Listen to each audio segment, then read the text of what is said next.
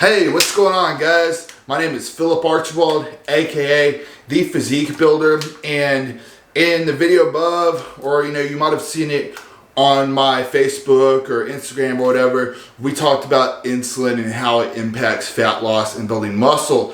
Okay, and in that video, I talked about one of the latest diet trends out there, keto. Okay, actually, the truth is keto has been around for a very long time. In fact, when we were first starting out as humans, that was primarily our diet, was meat. We ate some nuts and fruits, but predominantly we hunted and ate meat. Okay, so in this video, because I see a lot of misinformation about keto and I see a lot of different portrayals of keto, I want to go ahead and explain how it works. Okay, so basically, as we talked about, in the insulin video, sugar goes into your bloodstream.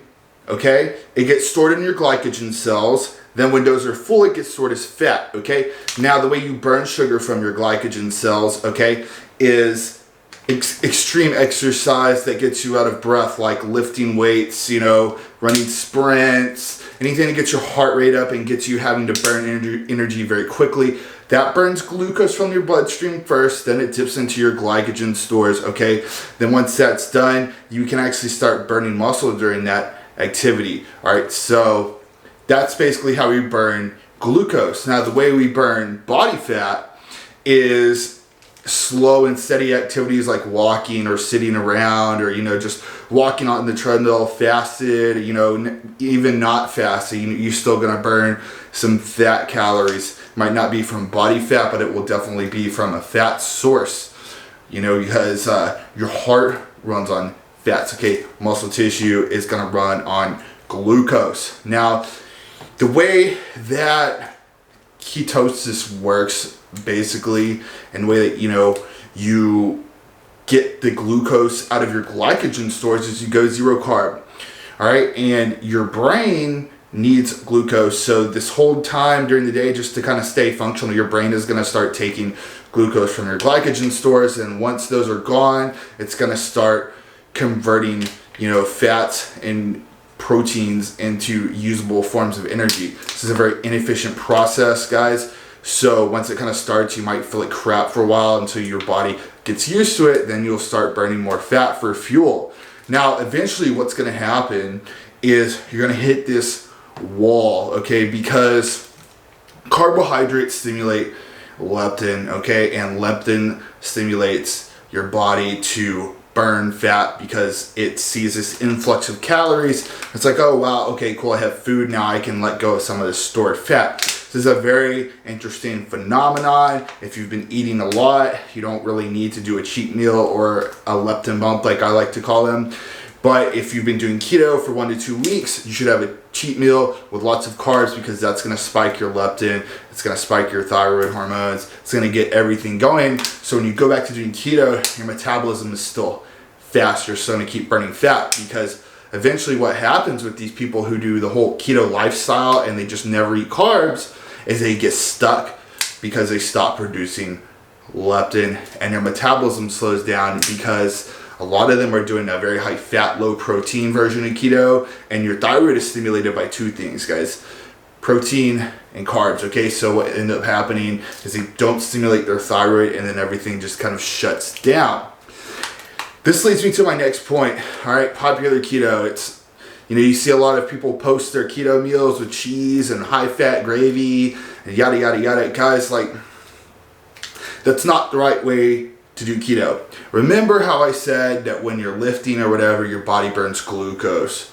Okay, so when it's out of glucose, it burns amino acids. Now, the thing is, your body's gonna burn some amino acids before it burns fat, okay? And the last thing that you wanna do when you're trying to consistently burn fat and keep it off long term is burn muscle, because muscle burns calories, it keeps your body in a more efficient state. It helps, raise your metabolism. So you want to keep and add as much muscle as possible while you're trying to burn fat, all right? Now what happens is your body takes the path of least resistance when it's finding its fuel source. So if you're eating a high protein diet, when your body goes to turn over amino acids for fuel, it's going to take what's in your bloodstream instead of taking from your muscle tissue. So eating protein is a good way to preserve lean tissue. Now, another area that people mess up is eating way too high fat. You know, I think they forget that calories in, calories out is how you drop weight. You know, so they just eat as much fat as they want, believing that, you know, because social media has portrayed this, and, you know, lots of fitness influencers push this, that having a high fat diet will somehow make them magically burn fat. This is actually not true. What ends up happening is during the day when you should be burning body fat, or times when you should be burning body fat, like in the morning, you know, while you're doing your fasted cardio. And I would love to bash MCT oil in coffee pre-cardio right now, but I'm not going to get into that. You know, they're burning dietary fat because they're eating so much of it, it's just constantly in their bloodstream. Guys, so what you really want to do when you're doing keto is start out low fat, high protein to preserve that muscle, but you want to be low fat, so as you're breaking into it, your body has to start tearing into those fat stores, because especially if you've been overweight a long time, your body is programmed to preserve fat, okay? And it wants to keep storing your fat and saving it for later because that's what you have trained it to do. So in order to start burning fat, you have to break it out of that cycle, and then you have to start, you know, adding fats in, raising your calories back up, you know, because you don't want to get into this rut where, like I said earlier, your fat loss stalls out and you get stuck and you can't lose weight anymore. Then you get discouraged, you fall off, and you gain that 40 pounds back that you had just lost.